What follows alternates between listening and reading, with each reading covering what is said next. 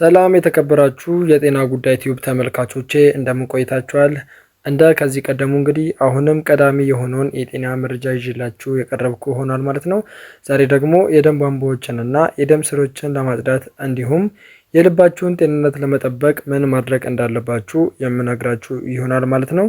እንግዲህ ውድ ተመልካቾቼ ቻናሉ የሚለቃቸውን የጤና መረጃዎች ዳግም ለማግኘት ከፈለጋችሁ ደግሞ የሰብስክራይብ እና ላይክ ምልክቷን አንድ ጊዜ ነካ ማድረጋችሁን እንዲሁም ኮሜንት መጻፋችሁን እንዳትዘነጉ እላለሁኝ። እስከ ፍጻሜያችን ድረስ መልካም ቆይታ ይሆንላችሁ። የደም ዝውውር ስርዓትን ለማጎልበት ሚዛናዊና በንጥረ ነገር የበለጸገ አመጋገብ የዚህ እንቆቅልሽ ትልቁ ክፍል ነው። በዚህ ጉዳይ ባለሙያዎች የሆኑት የደም ስር ቀዶ ሕክምና ሐኪሞች የልብ ጤናን ሊያሳድጉና እንደ ስር የሰደደ የደም ስር እጥረት ያሉ ችግሮችን ለመከላከል የሚረዱ ልዩ ምግቦችን ይመክራሉ። በንጥረ ነገር የበለጸጉ ምግቦች ለልብና ለደም ቧንቧ በሽታዎች የመጋለጥ እድልን ለመቀነስ፣ የደም ስሮች ስራን ለማሻሻል እንዲሁም እንደ ስር የሰደደ የደም ስር እጥረት ባሉ በሽታዎች የመያዝ እድልን ለመቀነስ ይረዳሉ። ፍራፍሬዎችን፣ አትክልቶችን፣ ቅባት የሌላቸውን ፕሮቲኖች፣ ሙሉ እህሎችንና ጤናማ ቅባቶችን ያካተተ ሚዛናዊ አመጋገብ ለሰውነታችሁ ጥሩ የልብና የደም ቧንቧ ስራን ለመጠበቅ የሚያስፈልጉትን ንጥረ ምግቦችና ውህዶችን ይሰጡናል። እያንዳንዱን የምግብ ቡድን ስንመለከት እነዚህ ምግቦች ለልብ ጤንነት የሚጠቅሙን ለምን እንደሆነና ለተመቻቸ የልብና የደም ቧንቧ ስርዓት እንዴት አስተዋጽኦ እንደሚያደርጉ እንመለከታለን። ለምሳሌ ፍራፍሬዎች በውስጣቸው አስፈላጊ ንጥረ ነገሮችን፣ ጸረ ኦክሲዳንቶችንና የምግብ ፋይበርን አጭቀው የያዙ ሲሆን በብዙ መንገዶች የልብ ጤናን ያበረታታሉ። በምግብ ውስጥ የተለያዩ ቀለማት ያላቸውን ፍራፍሬዎች ማካተት ለሰውነታችሁ ምርጥ የልብና የደም ዝውውር ተግባርን እንዲጠብቅ የሚያስፈልጉትን ንጥረ ነገሮችን ይሰጣሉ። እንዲሁም ስር በሰደደ የደም ስር እጥረት የመያዝ እድልን ይቀንሳሉ ማለት ነው። ጤናማ ለሆነ ልብ የተለያዩ ጥቅሞችን የሚሰጡ ፍራፍሬዎች ቤሪዎችም ሆኑ ጭማቂ ያላቸው የሎሚ ዘሮች በውስጣቸው እንደ ቫይታሚኖች፣ ማዕድናትና አንቲኦክሲደንቶችን ይዘዋል። እነዚህም እብጠትን፣ የኦክሲዴቲቭ ጭንቀትንና ለልብ በሽታ አስተዋጽኦ የሚያደርጉ ሌሎች ነገሮችን ለመዋጋት ይረዳሉ። ከዚህም በተጨማሪ በፍራፍሬዎች ውስጥ የሚገኘው የአመጋገብ ፋይበር የኮሌስትሮል መጠንን ይቆጣጠራል፣ የምግብ መፈጨትንም ይረዳል፣ እንዲሁም ጤናማ ክብደትን ለመጠበቅ ይረዳል። እነዚህ ሁሉ ለልብ ጤንነት ወሳኝ ነገሮች ናቸው ማለት ነው።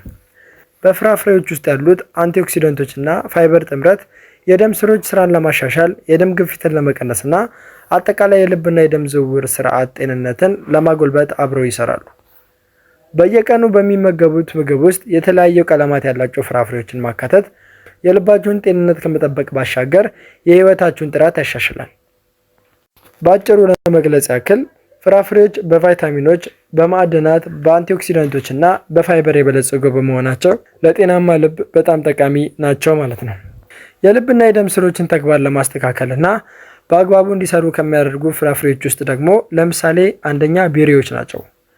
ቤሪዎች ፍላቮናይድ በሚባል ጸረ ኦክሲዳንቶች የተሞሉ ሲሆኑ እነዚህም ደግሞ የደም ግፊትን ከማሻሻል እና እብጠትን ከመቀነስ ጋር የተያያዙ ናቸው።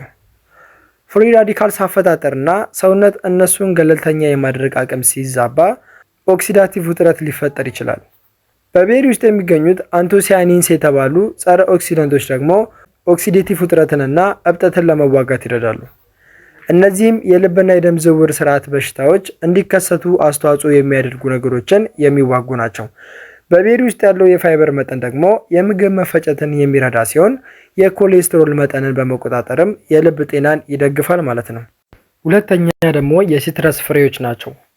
የሲትረስ ፍሬዎች የሚባሉት ለምሳሌ እንደ ብርቱካን፣ ግሬፕ ፍሩት እና ሎሚ ያሉ ፍሬዎች ሲሆኑ የሲትረስ ፍሬዎች እጅግ በጣም ጥሩ የቫይታሚን ሲ እንዲሁም የፋይበር ምንጮች ናቸው።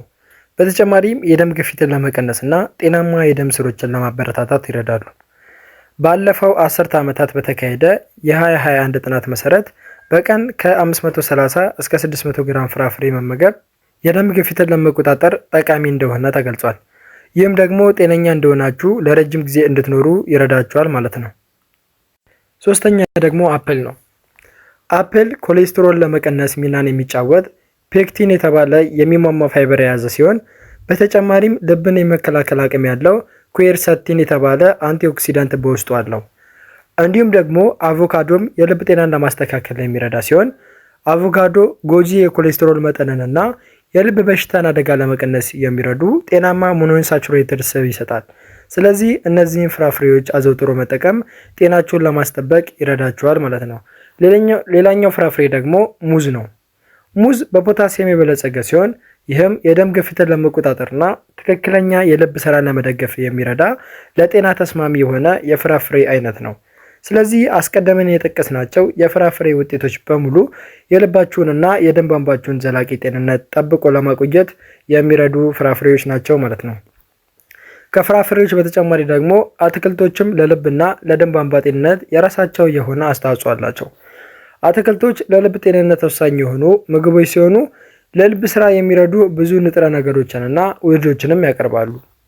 ከደማቅ ቅጠላማ አትክልቶች እስከ አቃጣይ ቃሪያዎች ድረስ አትክልቶች የደም ስር መጎዳትንና የልብን ጤንነት ለመጠበቅ የሚረዱ ብዙ ቫይታሚኖች፣ ማዕድናትና ፋይበር ያላቸው ናቸው።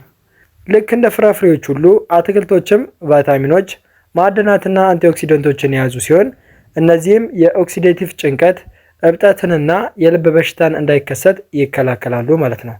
በአትክልቶች ውስጥ ያለው ከፍተኛ የፋይበር ይዘት ምግብን ለማዋሃድ የደም ስኳር መጠንን ለመቆጣጠርና ጤናማ ክብደትን ለመደገፍ ይረዳሉ። አትክልቶች የደም ስር ስራን የሚያሻሽሉ፣ የደም ግፊትን የሚቀንሱና የልብና የደም ዝውውር ጤናን የሚያበረታቱ ፋይቶኬሚካሎችም ይዘዋል ማለት ነው። ከዚህ በመቀጠል ደግሞ ለልብ ጤና ምርጥ አትክልቶች ናቸው የሚባሉትን 5 ተመራጭ አትክልቶችን አጠር አድርገን እንመለከታለን ማለት ነው። ለምሳሌ አንደኛ ቅጠላማ አትክልቶች ናቸው። ቅጠላማ አትክልቶች የሚባሉና በቫይታሚኖች በማዕድናት እንዲሁም በፋይበር የተሞሉ እንደ ስፒናች እና ጎመን ያሉ አትክልቶች የደም ግፊትን ለማስተካከልና ለልብና ለደም ዝውውር ጤና አስፈላጊ የሆኑ ንጥረ ነገሮችን የሚሰጡ ልዩ ምግቦች ቅጠላማ አትክልቶች በመባል ይታወቃሉ። ጎመን ከፍተኛ መጠን ያለው ቫይታሚን ሲ ሲይዝ፣ ስፒናች ደግሞ እንደ ፎሌት እና ቫይታሚን ኤ እንዲሁም ቫይታሚን ኬ ያሉ ሌሎች ለልብ ጤና ጠቃሚ የሆኑ ንጥረ ነገሮችን ይዘዋል። በተጨማሪም ቅጠላማ አትክልቶች የደም ስሮች ስራን የሚያሻሽል እጅግ በጣም ጥሩ የናይትሬት ምንጭም ናቸው። ሁለተኛ ደግሞ ብሮኮሊ ነው። ብሮኮሊ በጸረ ኦክሲዳንቶች በፋይበርና በቫይታሚኖች የበለጸገ በመሆኑ የኮሌስትሮል መጠንን ለመቀነስና የልብ ጤናን ለመጠበቅ የሚረዳ ሲሆን እብጠትን የሚቀንሱና ልብን የሚከላከሉ ንጥረ ነገሮችን የያዘውን ሰልፎራፋን የተባለ ውህድም ይዟል።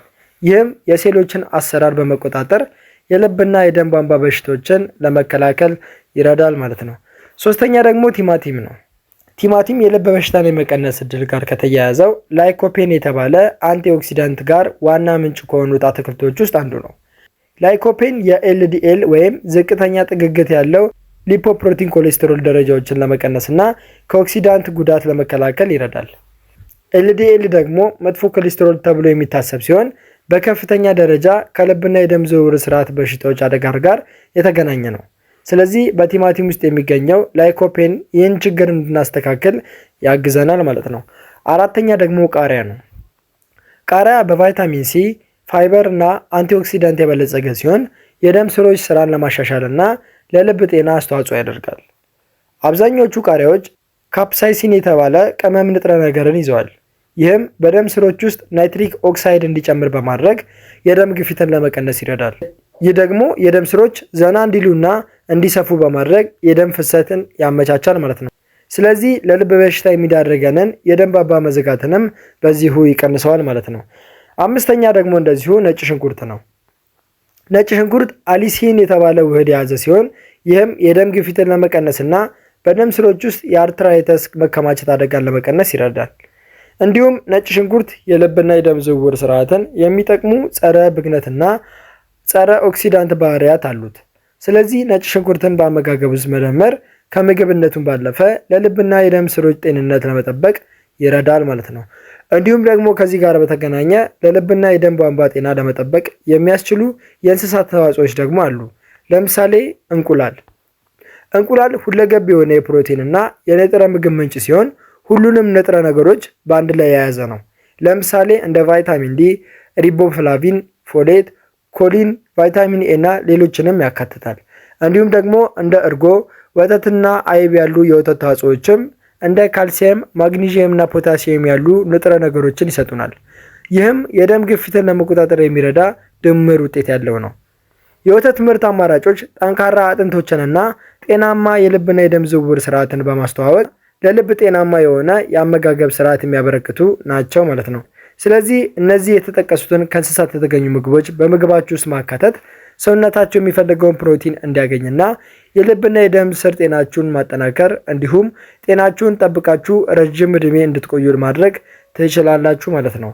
እንግዲህ ውድ ተመልካቾቼ ከልብና የደም ቧንቧ ጋር በተገናኘ የፍራፍሬዎችንና የአትክልትን ገራሚ የጤና ገጸ በረከቶችን የሚያሳይ አጠር ያለች መሰረታዊ መረጃ እንዳጋራችሁ ተስፋ አደርጋለሁ።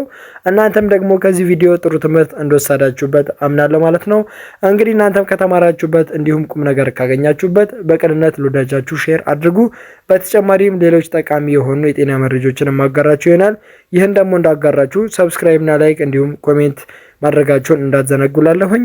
ቀጣይ ደግሞ በሌላ የጤና ርዕሰ ጉዳይ እንገናኛለን። መልካም ጊዜ ይሆንላችሁ።